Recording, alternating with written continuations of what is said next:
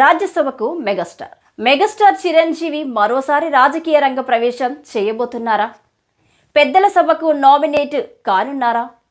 ఇది వరకట్లా మళ్ళీ హస్తినాలో మళ్ళీ చక్రం తిప్పబోతున్నారా అనే ప్రశ్నలకు అవుననే సమాధానమే వినిపిస్తుంది.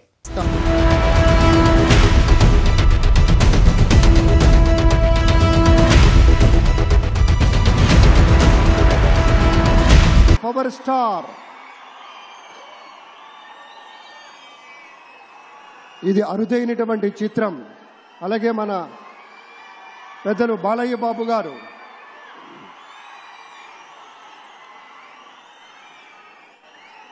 ఫలానా పార్టీ అనే ముద్ర పడకుండా తటస్థంగా ఉంటూనే మళ్ళీ రాజకీయాల్లో క్రియాశీలకంగా మారబోతున్నారనే ప్రచారం సాగుతుంది.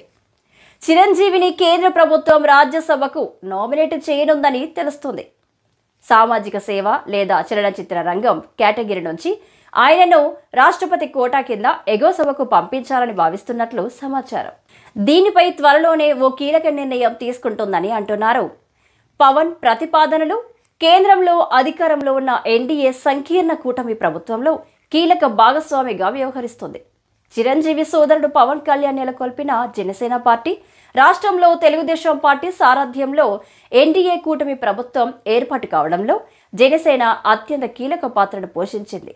మొన్నటి ఎన్నికల్లో భారతీయ జనతా పార్టీని కూడా కలుపుకొని వెళ్లేలా చేయడంలో పవన్ కళ్యాణ్దే కీ రోల్. ఫలితంగా ఢిల్లీలో బీజేపీ పెద్దల వద్ద ఆయన పట్టు పలుకుబడి పెరిగిందనడంలో సందేహాలక్కర్లేదు.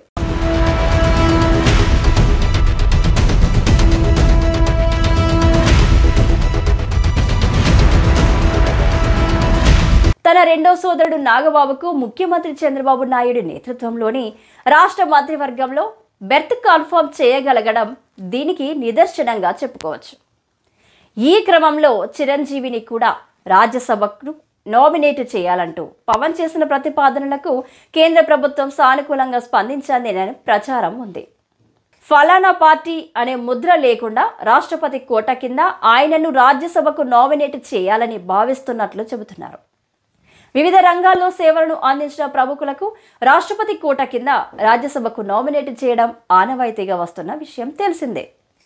సుప్రీంకోర్టు మాజీ ప్రధాన న్యాయమూర్తి రంజన్ గొగోయ్, మాజీ అథ్లెట్ పిటి ఉషా, సంగీత దర్శకుడు ఇళయరాజా, సినిమా కథా రచయిత విజయేంద్ర ప్రసాద్, సామాజిక కార్యకర్త సుధామూర్తి ఇలా నామినేట్ అయిన వారే.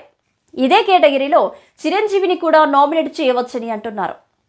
రాజ్యసభలో అడుగు పెట్టడం మెగాస్టార్కు కొత్తేమీ కాదు. గతంలో కాంగ్రెస్ నుంచి పెద్దల సభలో ఎంట్రీ ఇచ్చిన విషయం తెలిసిందే.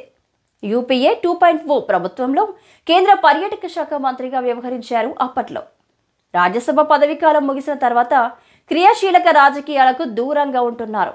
సినిమాలకు పరిమితమయ్యారు.